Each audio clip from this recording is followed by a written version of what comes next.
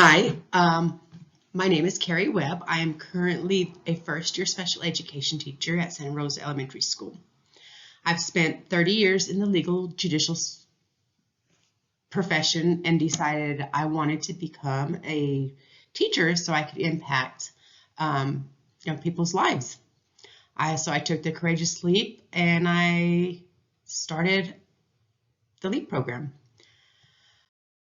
My objective today is to bring a better understanding of special education to my viewers. I'll be talking about what special education is, its history, laws that have impacted it, eligibility categories, assessments, assessments used to determine eligibility, and a few strategies to effectively support individuals with various learning needs. Special education is a specialized form of education that is tailored to meet the unique needs of students with disabilities or exceptionalities. These exceptionalities can include physical, mental, emotional, or developmental challenges that have made an impact on students' ability to learn in a traditional classroom setting. Special education programs provides individualized support and services to help students with disability access the curriculum, develop essential skills, and achieve academics successfully. This may involve adaptations to teaching methods, use of assistive technology, accommodations in the learning environment, and all of this is in collaboration with parents, teachers, specialists that create a special education plan for each student. The goal of special education is to ensure that every student, regardless of their abilities, has the opportunity to reach their full potential and participate fully in the educational society. The history of special education dates back to the early 20th century when efforts began to provide education to students with disabilities. Prior to this, individuals with disabilities were often excluded from formal education systems. Over time, though, the focus shifted toward creating specialized programs and services in order to meet the diverse needs of students with disabilities. This led to the development of laws and policies such as the Individuals with Disability Education Act, also known as the IDEA.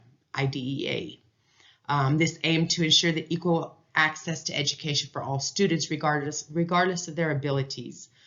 Today, special education continues to evolve with a greater emphasis on inclusion, individualized instruction, and support services to help students succeed in school and beyond. Some specific laws and regulations that have been influenced, that influence the evolution of special education.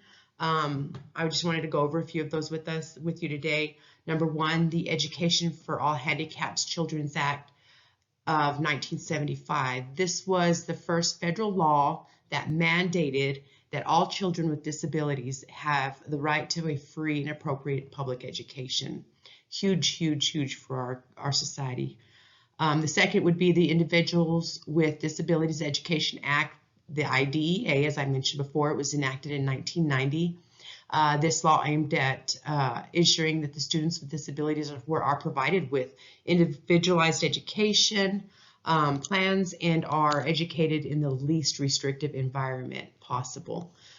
Thirdly, Americans with Disabilities Act, the ADA. It was enacted in 1990. This prohibits discrimination against individuals with disabilities in all areas of public life, including the education. The fourth one I wanted to touch on was No Child Left Behind Act, and this was enacted in 2001. This law required states to develop assessments for students with disabilities and to include the results in statewide accountability system testing. These are just a few examples of the laws and regulations that have shaped the landscape of special education over the years. Schools can effectively implement requirements of the Individuals with Disabilities Education Act, the IDEA, by ensuring several key practices. First, schools must conduct thorough evaluations to identify students with disabilities and to determine their specific needs. This process is essential for developing appropriate IEPs tailored to each student. Schools should involve parents or guardians in an IEP development process, as their input is valuable in creating plans that meet the students' unique requirements. Furthermore, schools must provide necessary accommodations and services outlined in the IEP supports the student with disabilities in assessing education. This may include specialized instruction, assistive technology, therapy services, or any other form of support that the school may deem necessary for the child.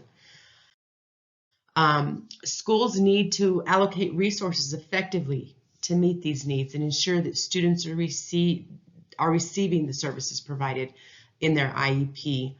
In addition, schools should regularly monitor and review the progress of students with disabilities. That way, it determines their effectiveness of the services that are provided. Then at that point, adjustments to the IEP may be necessary based on the student's development and changing needs. Collaboration, once again, among teachers and special education staff and parents and other professionals is absolutely crucial in ensuring that students are making progress toward their educational goals. And lastly, but not least, schools must adhere to the procedural safeguards outlined in the IDEA. And this is to protect the rights of students with disabilities and their families. This includes providing parents with written notification before making any changes to a student's educational program, offering opportunities for mediation or due process hearings in case of disputes, and ensuring the confidentiality of student records, which is extremely, extremely important.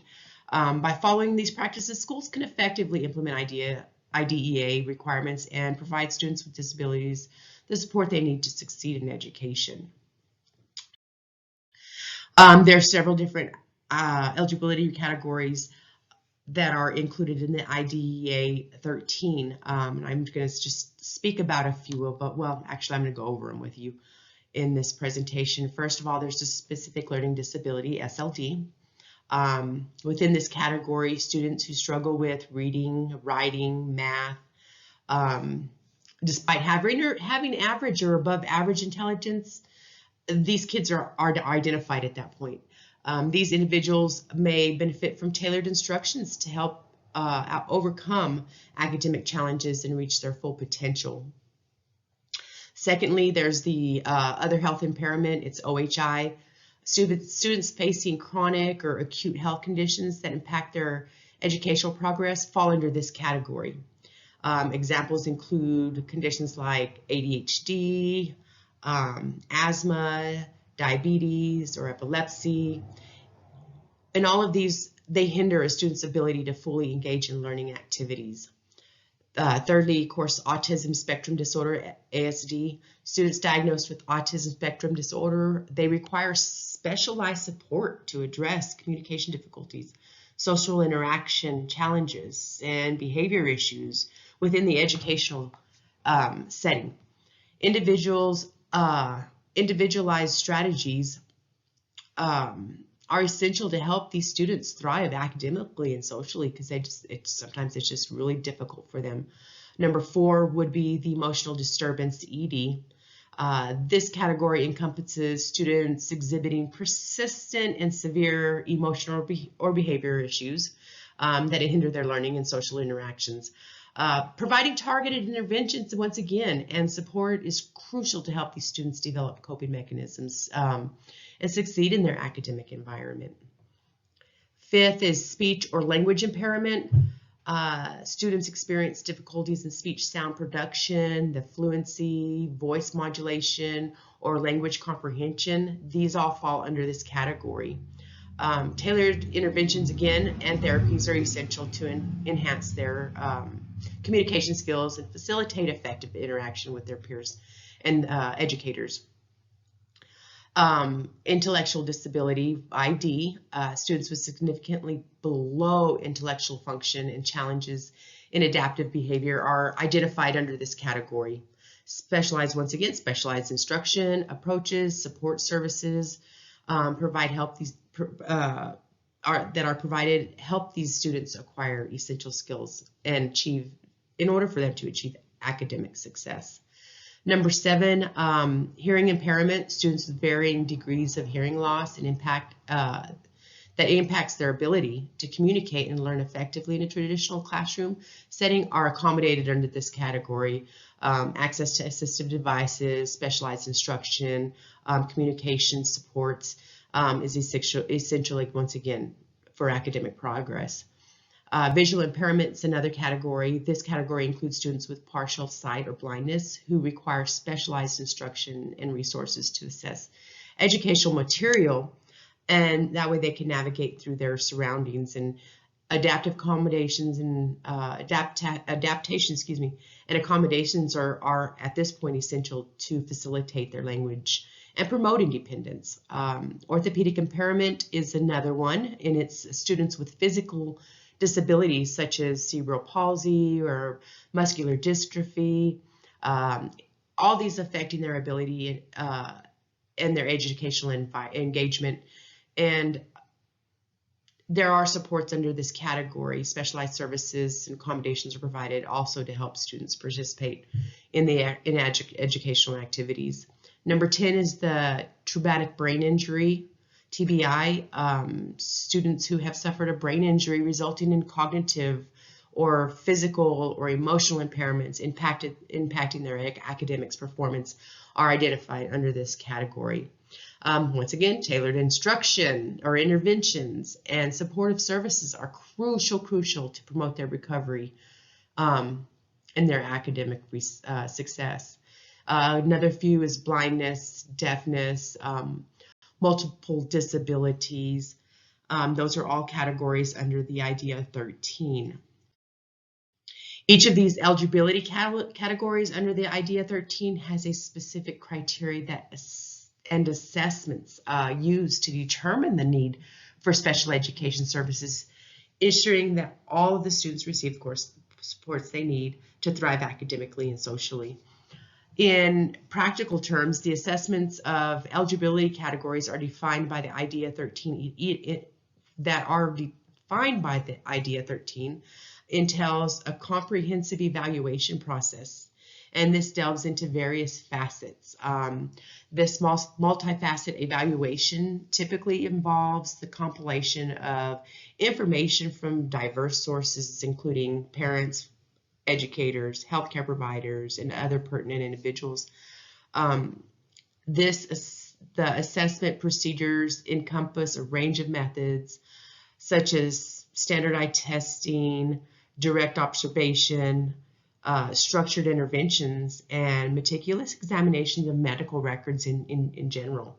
These assessments they aim to ascertain the presence of a disability, and then identify the specific impact on the student's education and their educational performance.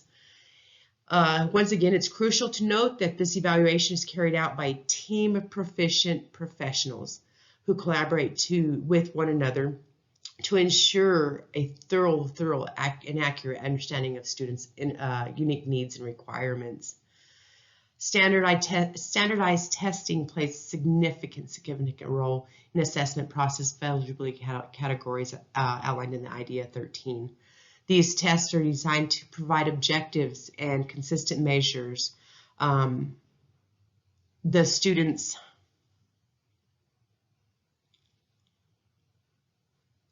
measures for the students with the student's ability. It shows the student's ability and their potential disabilities. For example, standardized tests commonly used in the assessment include the Welcher Intelligence Scale for Children, the WISC, which assesses the cognitive abilities of students. Another one would be the Woodcock-Johnson test of achievement, which evaluates academic skills such as math and reading, writing. The Vinland Adaptive Behavior Scales, which measures adaptive behavior, and the Childhood Autism Rating Scale, CARS, which helps in diagnosing autism spectrum disorder. These tests, among others, are administered by qualified professionals as part of a comprehensive evaluation to determine the presence of disabilities and its impact on students in their educational performance. In the realm of special education, there's a wide array of diverse strategies that are meticulously crafted and implemented to effectively support individuals with a myriad of unique learning disabilities. Some of these strategies are thoroughly designed to cater to specific and individualized requirements of each student, ensuring that they receive the necessary tools and assistance to flourish and succeed within an educational setting. One fundamental and pivotal method utilized in special education is the creation of the Individualized Education Plan, the IEPs, as we've talked before. These highly personalized plans are collaboratively developed for each student, involving input, once again, most importantly, the input from the teachers and parents and specialists, and the professionals delineate customized goals and accommodations and supportive services in the IEPs, this serves as a comprehensive and detailed roadmap that guides and informs the educational journey of students with diverse learning needs. Another essential and cornerstone strategy within the realm of special education is differentiated instruction. This approach involves educators adapting their teaching methodology and material to align with unique learning styles and abilities for each student. Through the utilization of various techniques, such as visual aids and hands-on activities, alternative assessment methods, educators can ensure that all students can actively engage with the curriculum and materials presented to them.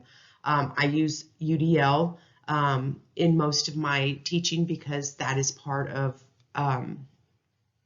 what I've learned so far this year in LEAP, and it's been very effective for me.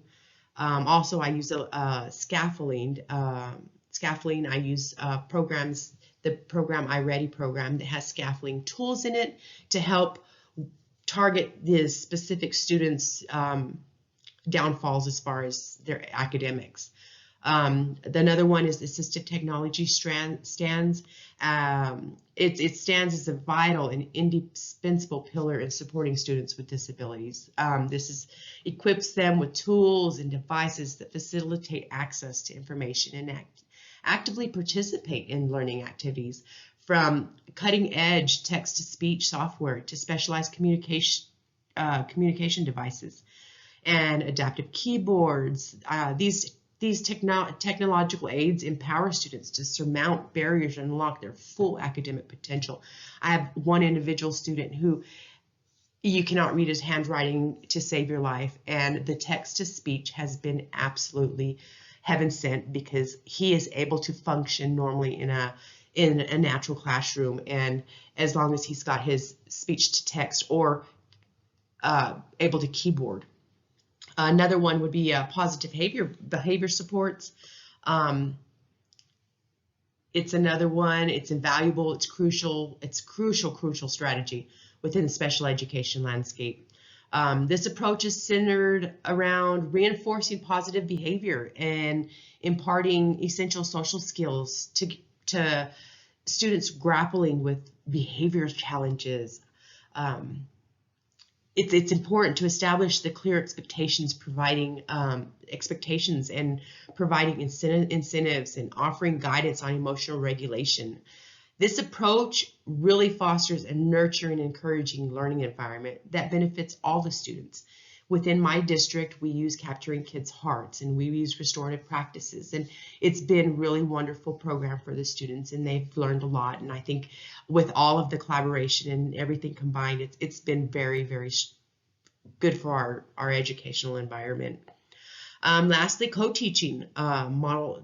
Co-teaching model represents a collaborative and synergistic partnership between the general education teacher and the special education teachers. They're united in their mission to deliver high-quality instruction to students with diverse needs. This collaborative endeavor, for that matter, enables educators to provide tailored support, accommodations, interventions that cater to the distinctive strengths and the challenges of each student. This fostering an inclusive and enriching educational experience for all individuals. So important. I spend a majority of my time in the classrooms collaborating with general education teachers and doing the inclusion piece for the students that that are on my caseload. It's very, very rewarding, because they're able to be in the classroom amongst their peers and still being able to achieve academically on grade level. It's been invaluable with that extra little help from the intervention. So in wrapping everything up, I just want to say, through the thoughtful implementation of these and other individualized strategies, they're dedicated to education professionals.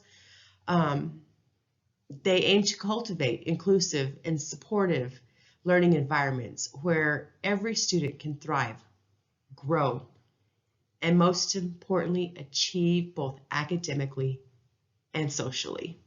I appreciate your time. Thank you for tuning in, and I hope you got some information out of this video and it'll impact you on your teaching endeavors. Thank you.